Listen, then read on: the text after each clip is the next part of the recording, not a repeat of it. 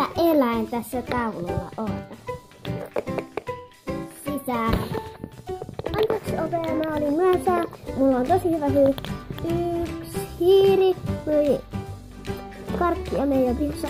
Ja mä en ehtinyt maksaa. Tää koitat varmaan rottaa ja häpeä paikalle. Okei. Hei tänne sieltä, mä soitan kohta poliisit. Nyt!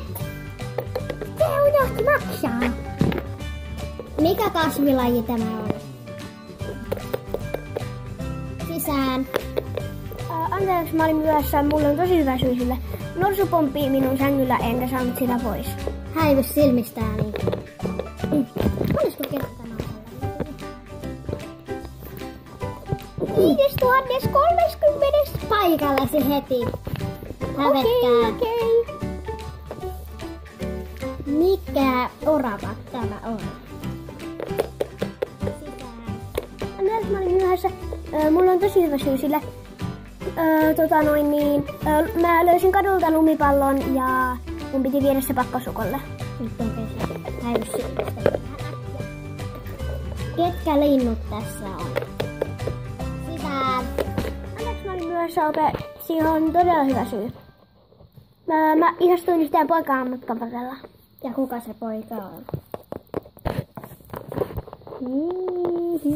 Okei, joo, meneekö sä pois? Joo, mä otan. Häivys silmistäni. Eli me jätin, mikä lintulaji tämä on? 5 kulmio! Väärin. Häpeä. Jälkkää. Paljonko on 100 plus 100? Oho, siinä onkin jo vastaus, mutta se on oikein. Sisään. Anteeksi, Ope, mä myöhästyin tunnilla ja mulla on todella hyvä syy. Mä luulin, että tää oli 10 aamu ja sitten mä kompastuin ja mun joutui mennä. Monesko kertaa tällä viikolla? Häivys silmistäni.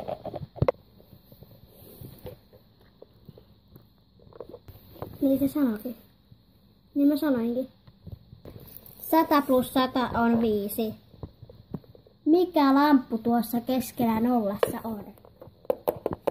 Sisään!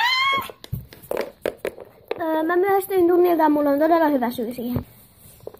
En halua kuulla. Mene omalle paikallesi.